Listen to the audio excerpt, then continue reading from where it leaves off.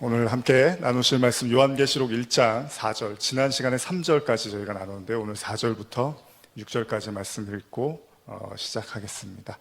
우리 다 찾으셨으면 요한계시록 1장 4절에서 6절 함께 우리 천천히 읽겠습니다. 요한은 아시아에 있는 7교회에 편지하노니 이제도 계시고 전에도 계셨고 장차 오실 이와 그의 보좌 앞에 있는 7영과 또 충성된 증인으로 죽은 자들 가운데서 먼저 나시고 땅의 임금들의 머리가 되신 예수 그리스도로 말미암아 은혜와 평강이 너희에게 있기를 원하노라. 우리를 사랑하사 그의 피로 우리 죄에서 우리를 해방하시고 그의 아버지 하나님을 위하여 우리를 나라와 제사장으로 삼으신 그에게 영광과 능력이 세세토록 있기를 원하노라. 아멘. 지난주에 요한계시록 1장 1절에서 3절까지의 말씀을 저희가 나누면서 요한계시록이 시작할 때 1장 1절에서 이렇게 시작을 하죠.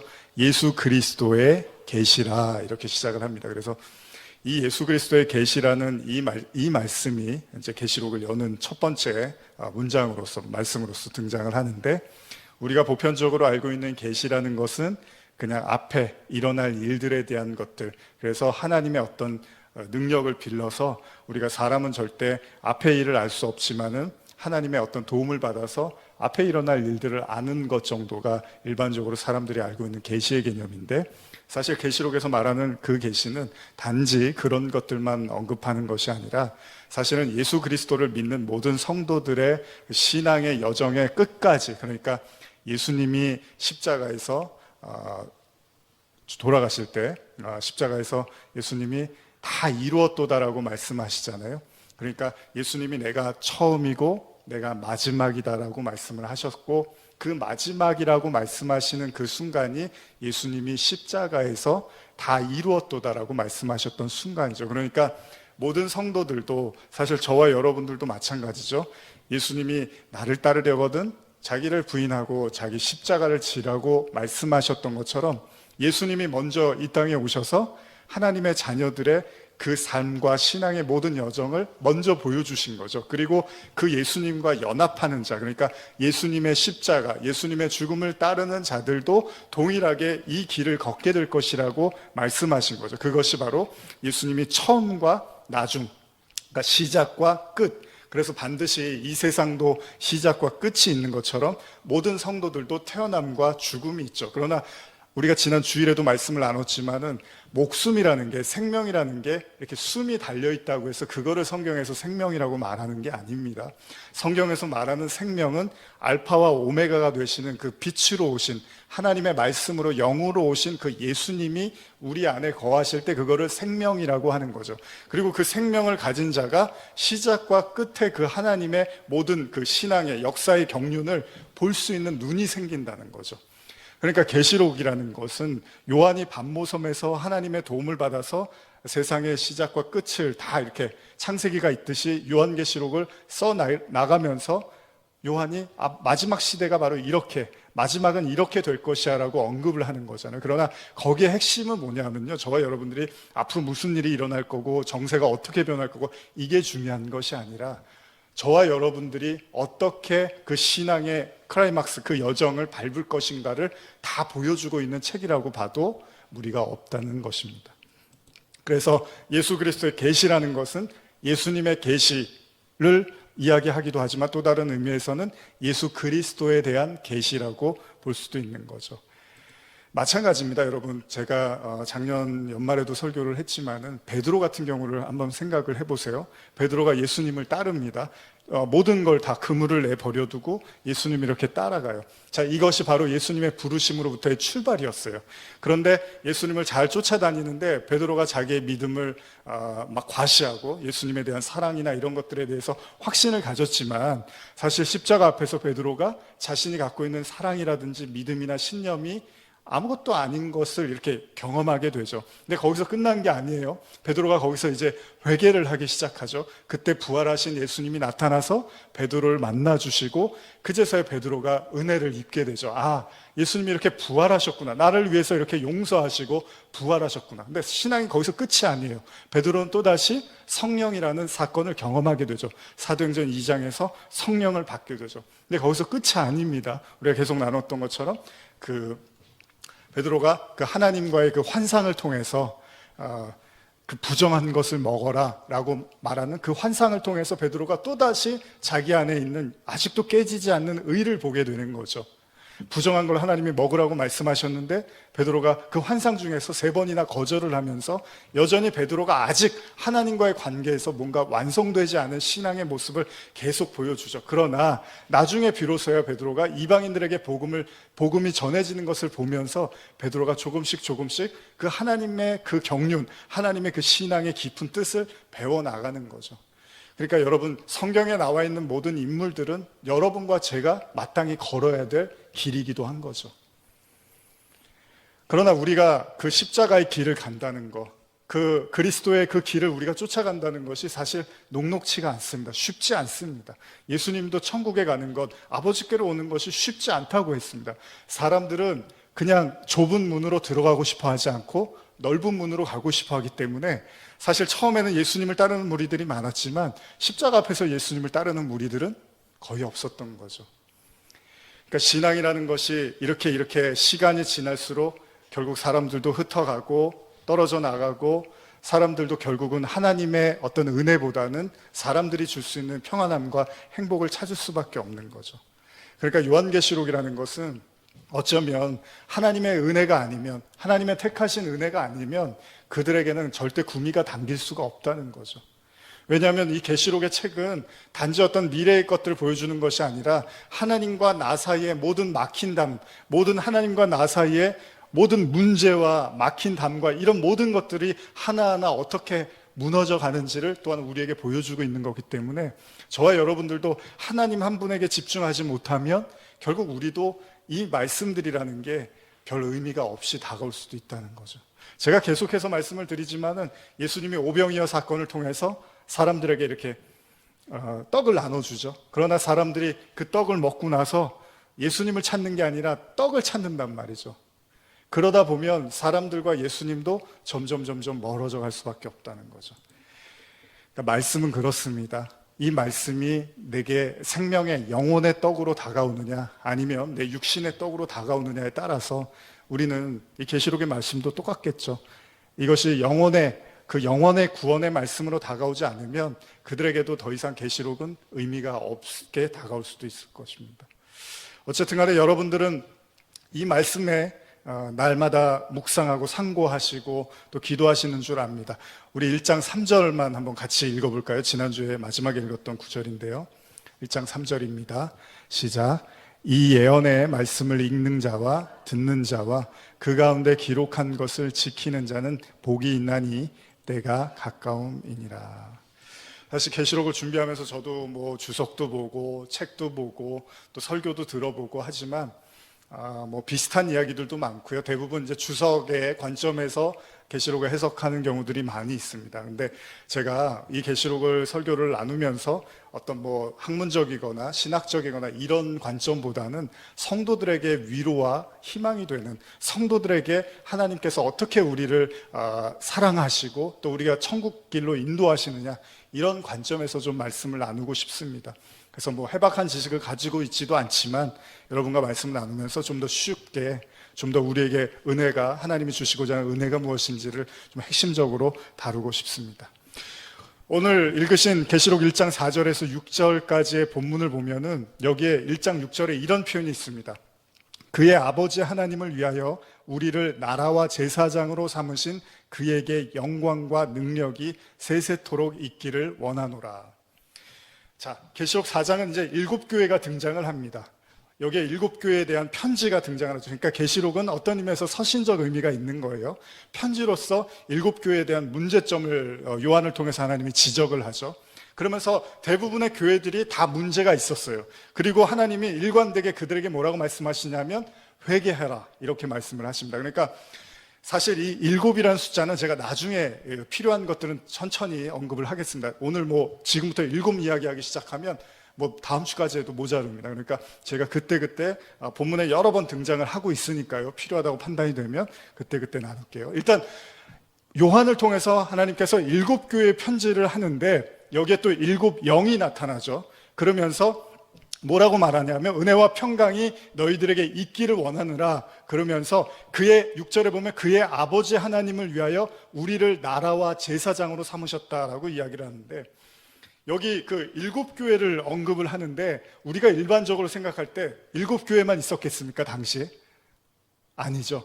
7교회만 있지 않았습니다. 다른 교회들이 많이 있습니다. 그래서 그 아시아 주에 있었던 교회들이 드로아라든지 골로새, 히에라볼리 여러 교회들이 있었는데 굳이 요한이 7교회에만 편지를 하고 있는데, 그냥 오늘은 간단하게 말씀드리면 7교회를 그냥 역사상의 모든 교회의 대표성으로 놓고 보시면 좋을 것 같습니다. 사실 7이라는 숫자는 히브리 사람들이 그 7이라는 숫자를 완성의 개념으로 이해를 합니다. 그래서 7이라는 숫자는 뭔가 거룩하고 완성된 개념으로 이해를 하는데, 여러분들에게 쉽게 설명드리는 건 뭐냐면 창세기에서 하나님께서 첫째 날, 둘째 날, 셋째 날 하면서 언제까지 있죠? 7째 날, 안식일까지 있죠. 그러니까 사실은 7을 어렵게 생각할 필요가 없습니다. 쉽게 생각하면 하나님이 첫째 날, 둘째 날, 셋째 날 해서 7째 날. 근데 그 안식, 나중에 예수님이 뭐라 그러죠? 내가 안식의 주인이라 그러죠. 이게 무슨 말이냐면 저와 여러분들이 하나님의 말씀을 통해서 어디에 이르러야 되죠?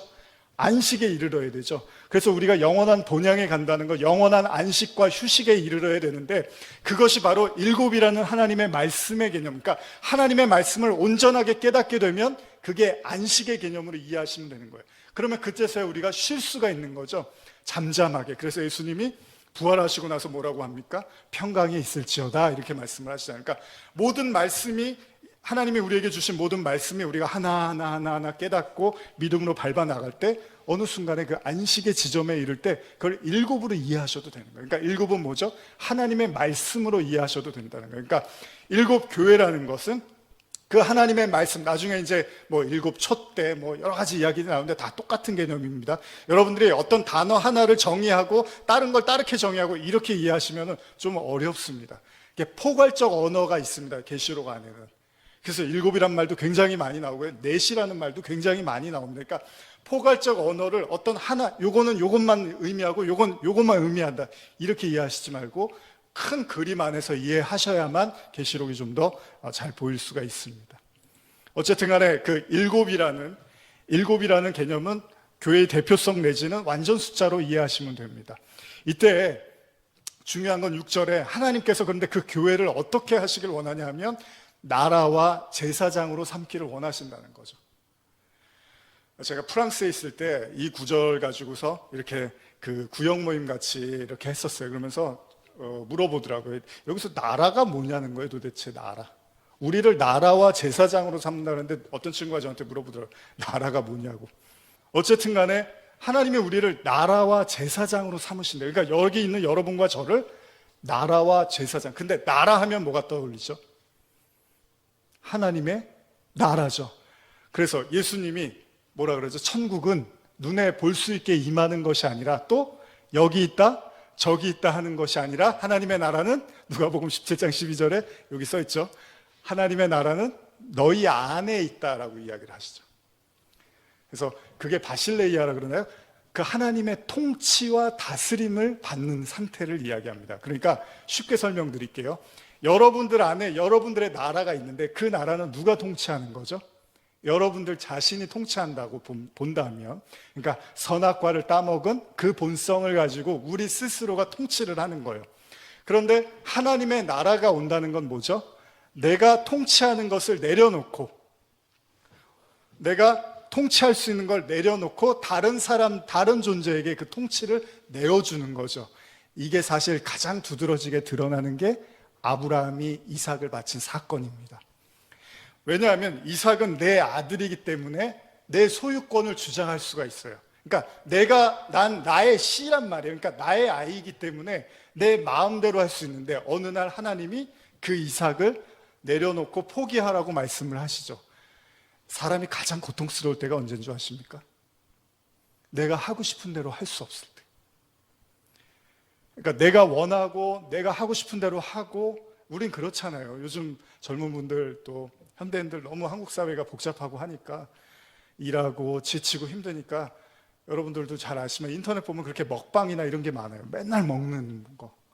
저러다가 오래 못 살 것 같고 저도 막 염려를 해요. 그런 사람들 보면. 근데 그게 하나의 문화로 자리 잡을 수밖에 없는 게 할 수 있는 게 별로 없어요. 그러니까 먹는 거라도 잘 먹자는 거예요. 그래서 멀리 가서 막 줄 서서도 먹고 맛있다 그러면 우르르 몰려가고 그러면서 그거 하나가 낙이 되는 거죠.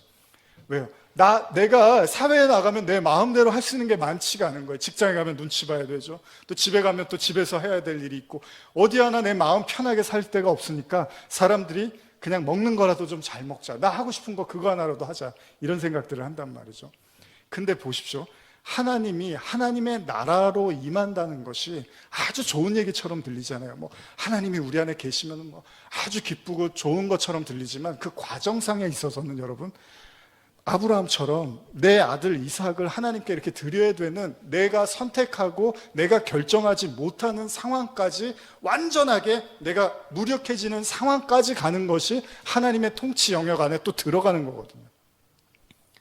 여러분들이 누군가의 조정을 당한다면, 여러분들이 여러분들의 의지와 상관없이 누군가에 의해서 움직여지자면 그것처럼 힘든 일이 어디 있겠습니까? 그런데 처음에는 그게 우리가 고통스럽고 어렵단 말이에요. 그러나 어느 순간에 아브라함도 똑같잖아요. 이삭을 드렸더니 하나님이 이삭을 다시 내어주고 어떻게 하죠? 이제 네가 나를 경외하는 줄 알았어. 그 상태를 하나님의 나라라고 하는 거죠. 하나님의 통치 영역 안에 들어온 상태. 근데 아브라함이 그때 뭐라 그러죠? 하나님이 이삭을 다시 살릴 줄 안 것을 믿고서 드렸다고 하잖아요. 그러니까 이게 무슨 말이냐면 하나님의 그 통치 영역 안에 들어오는 과정은 물론 힘듭니다. 예수님도 자신이 십자가를 지기 전날에 하실 수만 있으면 이 잔을 넘겨주세요라고 이야기를 했어요. 그러니까 하나님의 통치를 받는다는 것은 우리의 어떤 선택과 우리의 어떤 결정이 하나님 앞에서 그냥 이렇게 포기되어지는 거란 말이죠.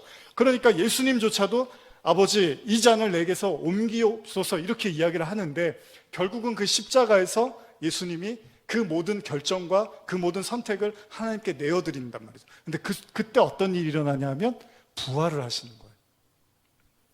다른 존재가 되는 거예요. 우리도 마찬가지인 거예요. 우리도 하나님 앞에서 우리의 모든 것들을 내어버리면 이삭이 그냥 어차피 들어갔다가 나왔다가 그냥 뭐 하나님이 안 죽였으니까 다시 나온 거, 이런 정도가 아닙니다. 이제 그 이삭은 아브라함을 통해서 하나님을 봤을 때 아브라함은 그 이삭은 새롭게 살아온 존재가 되는 거예요. 다른 이삭이 되는 것처럼 우리도, 그래서 바울이 그러는 거예요. 내가 그리스도와 함께 십자가에 못 박혀 죽었나니 이제는 내가 산 것이 아니요 내 안에 그리스도가 됐다 그러면서 자기는 뭐라고 하냐면 새로운 피조물이라고 얘기를 해요. 바울이 무슨 몸이 바뀌었나요?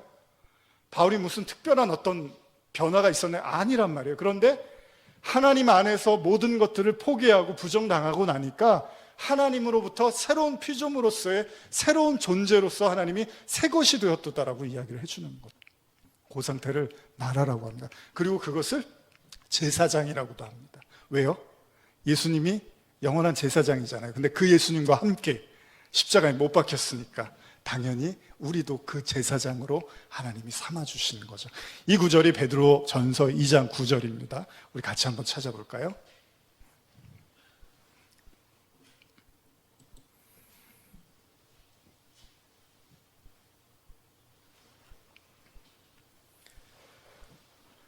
자, 우리 함께 읽겠습니다. 시작. 그러나 너희는 택하신 족속이요 왕같은 제사장들이요 거룩한 나라요 그의 소유가 된 백성이니 이는 너희를 어두운 데서 불러내어 그의 기이한 빛에 들어가게 하신 이의 아름다운 덕을 선포하게 하려 하십니다.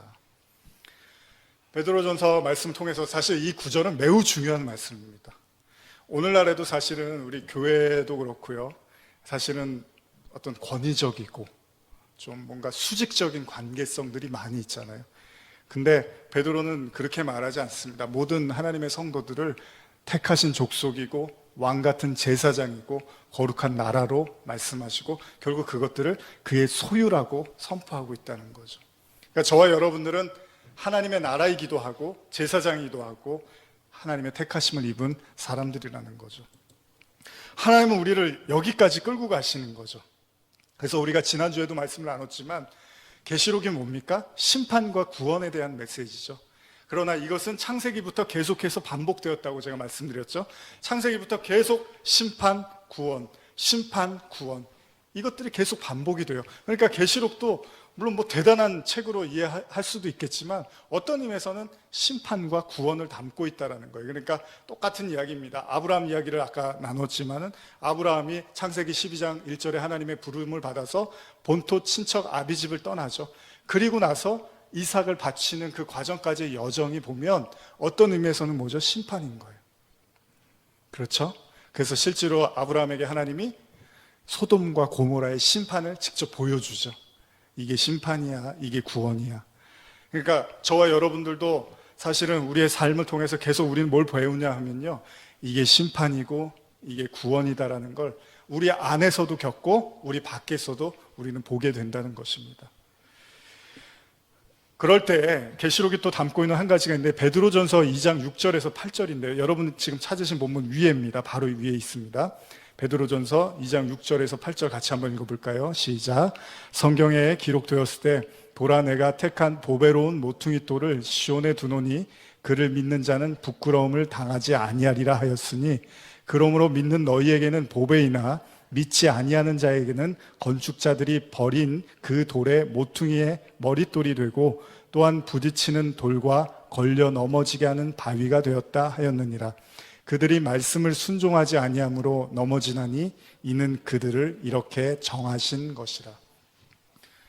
여기 아주 무서운 말씀이죠. 예수님이라는 분을 언급을 하면서 예수님을 언급하면서 2장 7절에 보니까 너희에게는 보배이나 믿지 않는 자들에게는 건축자들이 버린 그 돌의 모퉁이의 머릿돌이 되고 또한 부딪히는 돌과 걸려 넘어지게 하는 바위가 되었다 하였느니라. 여러분 예수님이 이스라엘 백성을 향해서 복음을 전할 때요, 유대인들이 예수님을 보면서 얼마나 많이 시험에 듭니까? 예수님이 하시는 말씀마다 쫓아다니면서 예수님하고 싸우죠. 그러면서 네가 진짜 하나님의 아들이 맞냐? 네가 어떻게 하나님의 아들로서 이렇게 율법을 어기고 이런 일과 행동을 할 수 있느냐? 계속 다툼을 합니다. 결국 그들에게 예수님은 걸려 넘어지게 하는 바위가 되는 거죠. 근데 예수님이 보배로 받아들이는 자들은 누구죠? 예수님 말씀하시죠. 내 친구들은 죄인인데 죄인은 세리와 창녀들은 이렇게 이야기를 하는 거예요. 어떤 자들에게는 예수님이 보배지만 어떤 자들에게는 걸려 넘어지는 돌이라는 거예요. 그러니까 여러분과 저도 마찬가지 아니겠습니까? 우리가 예수님을 믿고 예배도 드리고 기도하고 신앙생활을 하지만은 사실 우리가 넘어지는 것에 있어서 보면 세상 것, 세상 문제 이런 것들 같지만 사실 우리가 넘어지는 것들 중에 하나는 말씀입니다. 왜냐하면 하나님의 말씀을 묵상하고 깨닫고 이런 과정들을 통해서 우리가 배우는 건 처음부터 그게 한 번에 우리의 말씀으로 다가오지는 않죠. 사실 그 말씀들 때문에 우리는 수없이 많이 울기도 하고 괴로워하기도 하고 넘어지기도 합니다. 이런 과정들을 통해서 나중에 비로소 그것이 보배라는 것을 깨닫게 되는 거죠. 사실 그 무서운 말씀 중에 하나가 그런 거잖아요. 그 풀무불의 어떤 연단. 그러니까 예수님을 우리가 믿는 과정 속에서 하나님이 우리에게 연단을 주신다고 하잖아요. 근데 연단을 주신다는 게 뭐죠? 용광로에 돌멩이 하나를 집어넣어서 언제까지 돌을 녹여버리냐 하면 거기서 금이 나올 때까지, 완전한 순금이 나올 때까지 돌을 다 녹여버리잖아요. 그러니까 이런 과정들을 우리가 밟아 나갈 때 비로소 이 예수님이라는 분이 그냥 쓸모없는 돌이 아니라 보배구나라는 것을 알아가는 과정에 있어서 결국 우리도 수없이 많이 넘어지고 부서지는 과정을 통해서 결국 그분의 보배라는 진가를 발견하게 되는 거죠. 사실은 걸려 넘어지는 게 저게 안 믿는 사람들을 얘기하는 게 아닙니다. 우리의 모든 신앙생활에서 우리가 겪게 되는 이야기죠. 자, 우리 계시록 1장 7절 다시 돌아가서 1장 7절과 8절 함께 읽겠습니다. 계시록 1장 7절과 8절입니다. 시작. 볼지어다 그가 구름을 타고 오시리라. 각 사람의 눈이 그를 보겠고 그를 찌른 자들도 볼 것이요 땅에 있는 모든 족속이 그로 말미암아 애곡하리니 그러하리라. 아멘. 주 하나님이 이르시되 나는 알파와 오메가라. 이제도 있었고 전에도 있었고 장차 올 자요 전능한 자라 하시더라. 우리가 이 본문을 볼 때 가장 많이 생각하는 게 말세입니다. 마지막 때. 그래서 주님이 구름 타고 오실 것이다 라는 이야기를 들을 때 가장 먼저 우리는 말세를 생각하는데요. 여러분들은 어떤 종말에 대한 어떤 생각을 하고 계십니까? 저도 어린 시절부터 그 주님의 오심을 굉장히 기다렸던, 중학교부터 그런 간절한 믿음을 가졌던, 신앙을 가졌던 사람으로서 항상 예수님이 언제 오실까? 그래서 그런 예언이나 이런 것들에 관심도 많았던 시절이 있었는데요. 어쨌든 간에 성경에서 우리에게 세상의 끝, 마지막 때에 대한 이야기를 언급하고 있는 구절인데요. 사도행전 2장 14절에 보면 말세에 대한 언급이 가장 먼저 이렇게 등장하죠, 신약에. 그때 제가 읽어드릴게요. 베드로가 11사도와 함께 서서 소리 높여 이르되 유대인들과 예루살렘에 사는 모든 사람들아, 이 일을 너희로 알게 할 것이니 내 말에 귀를 기울이라. 때가 제3신이 너희의 생각과 같이 이 사람들이 취한 것이 아니라 이는 곧 선지자 요엘을 통하여 말씀하신 것이니 일렀으되 하나님이 말씀하시기를 말세에 내가 내 영을 모든 육체에게 부어주리니 너희의 자녀들은 예언할 것이요 너희의 젊은이들은 환상을 보고 너희의 늙은이들은 꿈을 꾸리라. 사도행전 2장의 말세에 대한 언급을 베드로가 성령을 받고 일어나서 설교하는 부분입니다. 요엘서를 인용하는 부분인데요. 여기 지금 읽어드린 것처럼 말세에 내가 내 영을 모든 육체에 부어주리니 너희의 자녀들은 예언하고 젊은이들은 환상을 보고 늙은이들은 꿈을 꾸겠다라고 이야기를 합니다. 그러니까 말세는 뭐죠? 성경에서 말하는 말세는 성령이 임하면 그걸 말세라고 하고 있는 거예요. 근데 우리는 어떤 역사적인 어떤 시간의 끝만 생각을 하는데 성경에서 이야기하고 있는 말세는 성령이 임할 때 그때를 세상의 끝으로 말세로 지금 이야기하고 있습니다. 근데 여러분 이 말세도 이해할 때 여러분들이 잘 생각하셔야 될 게 우리가 보통 바울 이야기를 많이 하는데 제가 바울이요 하나님을 열심히 믿고 자기가 하나님을 위해서 열심히 산다고 생각을 했는데 스데반도 죽이고 하나님이 원치 않은 일들을 다 하고 돌아다녀요. 그런데 어느 날 하나님께서 빛을 확 비춰주면서 그때 바울이 눈을 확 뜹니다. 그때 비로소 자기가 하나님을 핍박하고 예수님을 괴롭히고 있었다는 사실을 깨닫게 되죠. 그러니까 지금까지 보지 못했던 전혀 새로운 차원의 어떤 것들을 바울이 이렇게 보게 되는 거죠. 그러니까 성령이라는 것, 성령 사건이 말세라는 개념으로 베드로가 설교를 한 이유는 단지 시간적 세상의 끝만 이야기하는 것이 아니고요. 이 세상의 눈으로 절대로 보지 못했던 것들을 성령을 통해서 보기 시작한다는 거예요. 여러분, 세상의 끝이라는 거는 사람들이 이렇게 살고 저렇게 살고 하다가 역사가 흐르고 시간이 흘러갈 거 아니에요. 그런데 성령을 통해서 하나님이 말씀하시는 건 그 성령을 통해서야만이 비로소 볼 수 있는 세상이 있고 영역이 있다는 거죠. 그거는 하나님이 보여주지 않으면 안 되는 거라고 얘기해요. 그러니까 지금 요한계시록도 마찬가지입니다. 요한계시록도 지금 요한이 이 말씀을 증거할 때 여기 한번 밑에 말씀인데 한번 제가 같이 읽어보겠습니다. 계시록 1장 10절 먼저 한번 읽어볼까요? 계시록 1장 10절입니다. 시작. 주의 날에 내가 성령에 감동되어 내 뒤에서 나는 나팔 소리 같은 큰 음성을 들으니. 자, 보십시오. 지금 이 글을 쓰고 있는 요한도 마찬가지입니다. 여기 주의 날이라는 표현을 써요. 보통 우리가 주의 날이라는 건 여기 그냥 어떤 한 날을 의미하는 것이 아닙니다. 어떤 그 한 날을 지칭하는 게 아니라 하나님의 그 날, 성경에서 말하는 그 날의 개념이 있잖아요. 근데 그 날의 개념은 심판의 개념도 있고 은혜의 개념도 있는 그 날을 언급하는 겁니다. 그래서 대표적으로는 이스라엘 백성들이 애굽에서 출애굽할 때, 그때 그 날, 그 저녁, 그 밤, 하나님의 심판, 애굽의 장자들이 다 죽었던 그 밤, 그런 언급들이 있는 거예요. 그러니까 근데 이걸 볼 수 있게 해주는 게 뭐냐면 성령에 감동되어라고 표현을 하는 거예요. 그러니까 세상의 끝이라는 건 시간, 우리가 알고 있는 그 시간만 생각하는데 그게 아니라 하나님의 성령에 의해서 볼 수 있게 되는 다른 시간의 차원도 여기 안에 들어가 있다는 거죠. 그래서 우리가 지난주에도 나눴지만은 아브라함이 이삭을 바칠 때 어떤 생각을 했냐면 그동안은 그냥 내 핏줄이고 내가 원했던 아들이었는데 아브라함이 그 이삭을 바치면서 하나님 앞에 자신의 어떤 믿음을 드러내면서 성경은 나중에 뭐라고 기록하고 있냐면 아브라함이 이삭을 바칠 때 다른 그 하나님이 준비한 영원한 땅을 보고 이삭을 바쳤다라고 이야기를 하고 있습니다. 그러니까 다른 시간과 다른 공간에 눈을 뜨게 되는 시점을 주의 날, 그날, 말세라고도 표현을 하고 있는 거죠.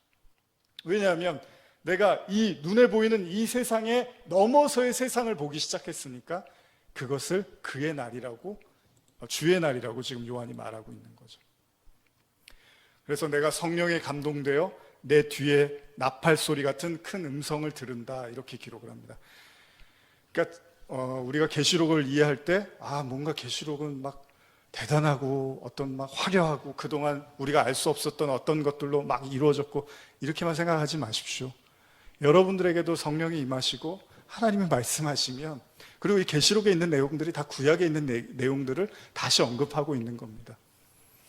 그러니까 똑같은 거예요. 예수님의 제자들이 성령을 받잖아요. 그러면서 막 방언하고 예언하고 하는 것들이 어떤 새로운 얘기가 아니라 그동안의 구약을 잘못 이해하고 잘못 생각하고 있었던 것들을 새롭게 해석하고 이해하기 시작했다는 거예요. 예수님도 똑같습니다. 여러분, 선지자들이 구약에서 계속 나오죠. 하나님의 말씀을 이야기하고 이렇게 살면 하나님이 안 된다고 계속 심판의 메시지를 던져요. 근데 이스라엘 백성들이 듣지를 않아요. 그리고 선지자들을 다 잡아다가 죽여요.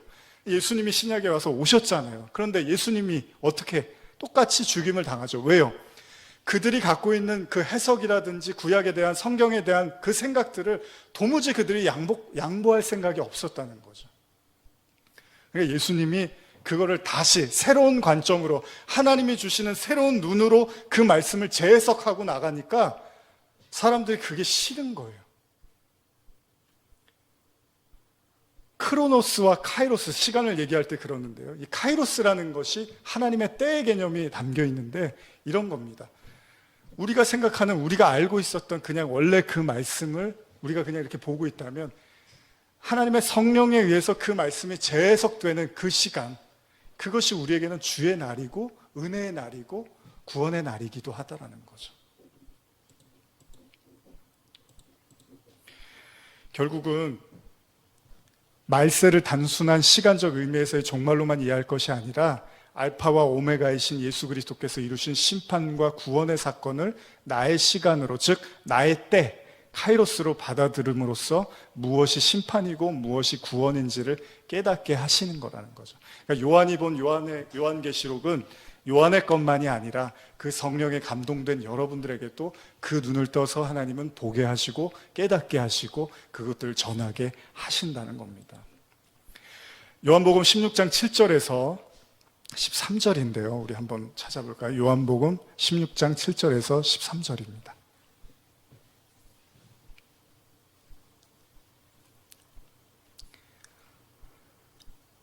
자, 한번 천천히 읽어보겠습니다. 그러나 내가 너희에게 실상을 말하노니 내가 떠나가는 것이 너희에게 유익이라. 내가 떠나가지 아니하면 보혜사가 너희에게로 오지 아니할 것이요 가면 내가 그를 너희에게로 보내리니 그가 와서 죄에 대해서, 의에 대하여, 심판에 대하여 세상을 책망하시리라. 죄에 대하여라 함은 그들이 나를 믿지 아니하며, 의에 대하여라 함은 내가 아버지께로 가니 너희가 다시 나를 보지 못하며, 심판에 대하여라 함은 이 세상 임금이 심판을 받았음이라. 내가 아직도 너희에게 이를 것이 많으나 지금은 너희가 감당하지 못하리라. 그러나 진리의 성령이 오시면 그가 너희를 모든 진리 가운데로 인도하시리니 그가 스스로 말하지 않고 오직 들은 것을 말하며 장래 일을 너희에게 알게 하시리라, 알리시리라. 같은 얘기죠. 그러니까 성령이 오시면, 예수님이 그러시는 거예요. 내가 너희들한테 지금 많은 것들을 얘기해도 너희들이 감당하기가 어려워. 그러니까 성령께서, 이제 내가 가면 성령이 올 건데 그 성령이 뭐를 가리키시냐면 세 가지죠. 죄가 뭔지, 의가 뭔지, 심판이 뭔지를 가리킨다는 거예요. 그러니까 여러분이 성령을 받았다면, 쉽게 말씀드릴게요. 여러분과 제가 성령을 받았고 그 성령이 우리 안에 역사하는 사람은 반드시 이 세 가지를 깨닫게 되고 그들의 인생 전체를 통틀어서 하나님은 죄와 의와 심판을 가리키는 거예요. 그러니까 요한이 성령의 날에 감동이 됐더니 뭐를 외치기 시작하는 거예요? 죄가 뭐고 의가 뭐고 심판이 뭔지를 계시록을 통해서 말씀하시는 거예요. 그런데 요한만 그랬나요? 아니요. 로마서를 쓴 바울도 그랬고요. 베드로서를 쓴 베드로도 그랬고, 모든 하나님의 백성들이 제자들이 성령을 받자마자 죄가 뭐고 의가 뭐고 심판이 뭔지를 깨닫더라는 거예요. 성령이 하시는 건 그겁니다. 그래서 여러분과 제가 죄, 의, 심판을 깨닫게 되고 성령을 통해서 온전한 회개를 할 때 그걸 구원받았다고 하고 그 사람을 하나님의 나라가 됐다고 하는 거예요. 그래서 너희는 왕같은 제사장이요 거룩한 나라라고 베드로가 우리에게 이야기하는 거죠. 근데 이 과정을 다 무시하고, 죄와 의와 심판의 과정을 무시하고 그냥 신앙을, 내가 교회 열심히 나왔어, 내가 봉사 열심히 했어, 내가 헌신 열심히 했어, 이걸로 내가 구원받을 거야 라고 생각을 하는 사람들이 많다는 거예요. 근데 예수님이 그런 사람들을 보고 뭐라 그래요? 나는 도무지 알지 못한다고 하는 거예요. 그랬더니 사람들이 뭐라 그래요? 아니, 제가 귀신 쫓아내고 선지자 노릇했고 내가 정말 주님을 위해서 한 게 얼마나 많은데요, 어떻게 나를 모르신다고 해요? 아버지의 뜻대로 하는 사람만 나는 알아. 뭐요? 성령을 통해서 죄와 의와 심판을 경험한 자들, 그들에게 하나님의 구원이 임한다는 거예요. 그래서 반드시 로마서 8장에 나오죠. 하나님의 영으로 인도함 받지 않으면 하나님의 사람이 아니라고 하죠. 하나님의 영으로 인도함 받는 그가 하나님의 아들이라고 성경이 말씀을 하는 거예요. 신약은 성령에 대한 이야기를 하고 있는 거예요. 성령에 대한 이야기를. 그래서 예수님도 내가 이제 십자가를 지고 내가 이제 죽게 될 거예요. 그러나 내가 백날 너희들을 데리고 3년 반 동안 너희들에게 수없이 많은 설교와 가르침을 했지만 그것들이 너희들의 마음속에 온전하게 박혀있지 못하고 깨달아지지 못하지만 하나님의 성령이 어느 순간에 너희의 마음을 뚫고 들어가서 너희 안에 내주하고 역사하기 시작하면 내가 한 모든 말이 무엇인지 너희가 깨닫게 될 거야. 이게 성령 사건이고요. 이게 바로 말세 하나님이 예정한, 하나님의 택한 백성들을 향하여 이 시대와 역사를 가르고 하나님의 빛으로 그들을 향하여 뚫고 들어가는 엄청난 사건이 바로 이 성령 사건입니다. 그러니까 제가 계속 반복 말씀드리지만 무슨 계시록을 너무 대단한 책으로 볼 필요도 없어요. 죄와 의와 심판을 배우면 되는 거예요, 우리는. 그리고 그게 뭔지를 알게 됐을 때 우리가 세상을 향하여, 여러분 세례 요한, 예수님 처음 뭐라고 하죠? 세상을 향해서 회개하라, 천국이 가까웠다. 이 메시지를 전하는 거예요. 너희들이 죄가 뭔지를 모르고, 그러니까 의가 뭔지를 모르니까, 그러니까 하나님의 심판이 뭔지도 모르는 그 세상을 향해서 회개해라, 천국이 가까웠다 라고 외치는 거죠. 똑같은 거예요. 계시록도 한마디로 정리하면 뭐겠습니까? 회개해라, 천국이 가까웠다. 예수님이 성령을 설명할 때 성령이 우리 안에 오시면 반드시 우리는 이것을 깨닫게 됩니다. 다시 말하면 요한이 2000년 전에 성령에 감동되어서 계시록을 썼던 것처럼 오늘 저와 여러분들, 제자들도 마찬가지로 동일하게 성령이 우리에게 임하시면 이 은혜들을 우리도 알게 되고 깨닫게 되고 누리게 된다는 거예요. 그래서 사도행전 2장 18절에서 21절 한번 같이 읽어볼까요? 사도행전 2장 18절에서 21절입니다. 그때 내가 내 영을 내 남종과 여종들에게 부어주리니 그들이 예언할 것이요 또 내가 위로 하늘에서는 기사를, 아래로 땅에서는 징조를 베풀리니 곧 피와 불과 연기로다. 주의 크고 영화로운 날이 이르기 전에 해가 변하여 어두워지고 달이 변하여 피가 되리라. 누구든지 주의 이름을 부르는 자는 구원을 받으리라 하였느니라. 성령 사건 이후에 베드로의 계속된 설교죠. 여기에 내용도 간단합니다. 하나님의 영을 부어주시겠다는 거예요. 그런데 그들이 그 영을 받자마자 예언을 하고, 그리고 나서 하늘에선 징조를 베풀리니 피와 불과 연기. 근데 여러분 보십시오. 이 얘기를 굳이 주석까지 찾아서 구체적으로 안 보더라도 여러분들이 느끼는 게 뭡니까? 2장 20절. 주의 크고 영화로운 날이 이르기 전에 해가 변하여 어두워지고 달이 변하여 피가 되리라. 심판이잖아요. 그러니까 구원 이전에 반드시 뭐가 나타나는 거예요? 심판. 그래서 죄와 의 그리고 심판을 배운 자들에게는 주의 날을 통해서 하나님의 구원을 누리는 거예요. 다 그 얘기예요, 성경은. 그래서 21절에 누구든지 주의 이름을 부르는 자는 구원을 받으리라. 이게 나더러 주여 주여 하면 구원받는다는 얘기가 아니고요. 바로 이 성령을 통해서 그 심판과 그 은혜를 받을 때 그 자들은 누구든지 다 구원을 받을 거라는 이야기를 하고 있는 거죠. 계시라는 것은 성도들의 인생에서 반드시 하나님의 심판과 구원을 깨닫는 여정이고, 동일하게 선악과에서 생명나무로 넘어가는 과정이라는 거예요.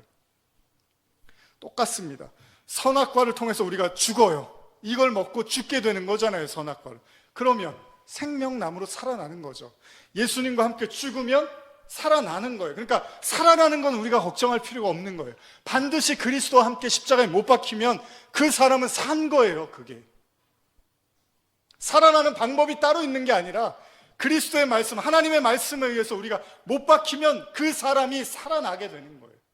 죽으면 사는 거. 이게 복음이고, 이게 심판이고, 이게 구원의 메시지입니다. 그래서 계시록 2장 7절에요. 제가 읽을게요. 귀 있는 자는 성령이 교회들에게 하시는 말씀을 들을지어다. 이기는 그에게는 내가 하나님의 낙원에 있는 생명나무의 열매를 주어 먹게 하리라. 여러분, 선악과 진짜 따먹으신 분 있습니까? 아니잖아요. 근데 아담과 하가 따먹었다는 사실을 우리가 알고 있고, 그 죄성을 우리가 가지고 있다고 하는데, 그들이 뭐를 이렇게 열매를 따먹은 걸로 우리가 알고 있지만, 그것의 의미는 뭡니까? 결국 하나님의 말씀을 깨버린 거잖아요. 하나님이 하지 말라고 한 그 말씀을 깼어요. 그런데 제가 반복해서 말하지만, 선악과를 따먹은 인간의 가장 큰 처음 나타나는 증상이 뭐죠? 두려움과 수치심. 왜 두렵고 왜 수치심을 느낄까요? 이 이야기하고 오늘은 여기까지 이제 말씀을 정리하려고 하는데요. 인간이 선악과를 따먹고 두려움과 수치심을 느껴요. 그러면서 인간이 어떤 일을 하냐면 자기의 이렇게 수치를 가립니다. 자기의 힘으로. 근데 생명나무로 어떻게 넘어가는 거죠? 그런 인간이 어떻게 생명나무로 넘어가는 거죠? 여러분, 도대체 우리가 뭘 이겨야 되는 거예요? 이기는 그에게 하나님의 낙원에 있는 생명의 나무를 주겠다고 하시는데, 우리는 도대체 이 세상에서 뭘 이겨야 되는 거죠? 아니, 우리의 적은요, 여러분 밖에 있지 않습니다. 우리의 적은 바로 우리 안에 있는 그 자기 부인해야 될 그 자기, 그 자아가 우리 적이에요. 예수님이 십자가에 못 박히시는 거예요. 예수님이요, 십자가에 못 박히시는 것도 예수님의 선택이었잖아요. 결정이었잖아요. 왜요? 이렇게 그리스도인들은 반드시 십자가에서 자기를 못 박아야 된다는 그 진리를 우리에게 보여주시기 위해서 예수님이 결정하고 선택한 거란 말이에요. 우리가 싸워야 될 적은 밖에 있는 뭐 어떤 다른 무슨 종교 이런 게 아닙니다. 그 선악과를 따먹은 나, 그 내가 그리스도와 함께, 말씀과 함께 못 박히면 생명나무로 넘어가는 거예요. 다 그 얘기예요, 성경은. 그런데 여러분, 중요한 사실은 뭡니까? 우리가 이 계시록을 보면 나중에 예수님이 언제 오실 거야, 자꾸 이런 생각만 하는데요. 예수님이 부활하고 승천하실 때 뭐라고 하시죠? 마태복음 28장 18절 이하인데 제가 읽어드릴게요. 예수께서 나와 말씀하여 이르시되 하늘과 땅의 모든 권세를 내게 주셨으니 그러므로 너희는 가서 모든 민족을 제자로 삼아 아버지와 아들과 성령의 이름으로 세례를 베풀고 내가 너희에게 분부한 모든 것을 가르쳐 지키게 하라. 볼지어다 내가 세상 끝날까지 너희와 항상 함께 있으리라 하시니라. 여러분, 이 말씀도 반드시 기억하셔야 됩니다. 지금 이 순간에도 성령은 우리와 함께 하십니다. 자꾸 나중에 오실 그 예수님만 바랄 그게 아니에요. 지금 2000년 동안 모든 사람들이 살다가 갔잖아요. 그럼 그 사람들은 계시록과 무관한 삶이에요? 아니잖아요. 그들도 그들의 삶에서 성령을 통해서, 하나님의 말씀을 통해서 다 하나님께서 구원으로 이끌어 가신 겁니다. 그들은 별로 중요하지 않고 그 마지막 그것만 중요한 거예요? 아니에요. 우리의 지금 초점은 어디 맞춰져 있냐면 지금 이 순간에 나와 함께 하시는 그 하나님과 그 성령을 통해서 내가 하나님의 나라를 내 것으로 받아들이는 그것보다 더 중요한 건 없는 거죠. 지금이 중요한 겁니다. 지금 이 순간이 가장 중요한 겁니다. 따라서 우리는 계시록을 볼 때 시간의 끝만 강조하는 것이 아니라 우리가 신앙생활을 통해서 우리의 역시도 하나님의 심판과 은혜를 배워나가는 거죠. 그럴 때 비로소 그 심판으로부터 한 걸음 한 걸음 우리는 벗어나게 되는 거고, 그들이 바로 은혜와 자유의 삶을 동시에 누리게 되는 것입니다. 따라서 성령을 통해서 하나님께서는 당신들의 백성들에게 심판과 세상의 끝을 가르치고 종국에는 구원을 베푸시는 온전한 그 하나님의 은혜를 여러분과 제가 만나게 되는 거죠. 제가 계시록 1장 9절과 10절을 읽고 좀 마무리하겠습니다. 시작. 나 요한은 너희 형제요 예수의 환난과 나라와 참음에 동참하는 자라. 하나님의 말씀과 예수를 증언하였으므로 말미암아 밤모라 하는 섬에 있었더니 주의 날에 내가 성령에 감동되어 내 뒤에서 나는 나팔소리 같은 큰 음성을 들으니. 그래서 요한도 예수의 그 구원을 외치기 위해서 환난과 참음에 동참하고 있다고 이야기를 하는 거죠. 그러니까 계시록은 결코 쉬운 책은 아닙니다. 왜냐하면 반드시 그 죄가 뭔지, 그 의가 뭔지, 그 심판이 뭔지를 하나님을 통해서 우리가 배워야 하기 때문에 결코 우리가 가볍게 쉽게 생각할 책은 아닙니다. 그러나 요한이 밤모섬에서 이 계시록을 써나가면서 겪었어야 할 환난과 고통, 이게 십자가를 지는 삶이잖아요. 하나님의 사람은 한번 사로잡히면 죽을 때까지 그 말씀에 사로잡혀서 그 말씀을 전하다가 죽는 거예요. 다른 게 없잖아요. 제자들의 삶도 다 똑같잖아요. 예수님에게 사로잡혀서 그 은혜를 받은 자들은 그냥 마지막 순간까지도 말씀 전하다가 죽는 거죠. 뭐 목이 자르기도 하고 기름에 튀겨지기도 하고 이렇게 저렇게 하다가 복음 전하다가 죽는 거죠. 왜요? 그게 가장 가치가 있다는 것을 깨달은 자들이니까.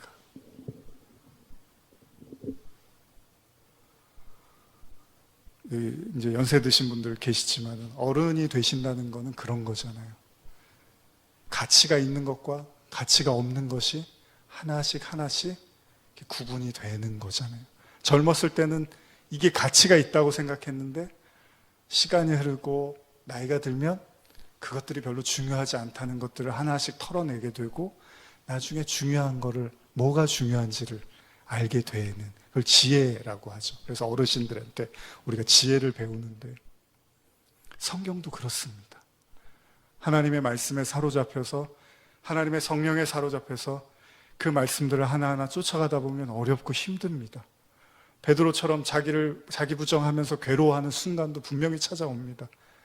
그리고 부활하신 그 주님을 만나는 환희의 순간도 찾아옵니다. 그러나 이내 또다시 자기 의 때문에 괴로워하는 자기 자신도 보게 되죠. 이런 여정을 계속 겪지만 그러나 나중에 베드로가 고백하는 거예요. 풀은 마르고 꽃은 떨어지고 하나님의 말씀만 영원하다는 것. 그 가치를 본 자들에게 다른 것들이 눈에 들어오겠습니까? 그들의 삶의 전부를 다 들여서라도 그 말씀 전하는 일에 모든 것을 걸 수밖에 없는 것이 또 하나님의 말씀 아니겠습니까? 오늘 계시록을 우리가 앞으로 계속 나누겠지만 우리가 이 땅에서는 마냥 즐겁고 마냥 재밌을 수만은 없겠지만 바울이 뭐 기뻐하고 쉬지 말고 기도하고 범사에 감사하라고 했지만 사실 우리의 삶이 마냥 그럴 수만은 없잖아요. 그러나 저는 말씀 전할 때마다 그런 생각을 합니다. 그 영원한 곳에서 우리가 다시 만났을 때 그 영원한 본향에서 그 영원한 기쁨으로 누림의 은혜를 누릴 수 있는 그 시간에 그때 이 세상에서의 그 모든 순간들은 정말 소풍과 같이 아름다운 추억으로 남아있을 겁니다. 힘들고 어려우시더라도 힘내시고요. 주님이 여러분과 세상 끝날까지 함께 하십니다.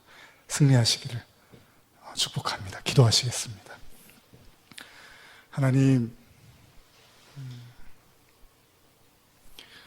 주의 영으로 말미암아 주의 성령으로 말미암아 의와 죄와 심판을 배우게 되는 성도의 여정을 우리가 나눴습니다. 하나님의 나라는 볼 수 있게 임하는 것이 아니라 여기 있다 저기 있다 하고도 할 수 있는 것이 아니라 바로 우리 안에 있다고 하셨습니다. 발견하지 못했던 그 하나님의 나라를 말씀을 통하여 은혜를 통하여 우리 안에 있는 하나님의 나라를 발견하게 하여 주시옵소서. 예수님의 이름으로 기도드립니다. 아멘.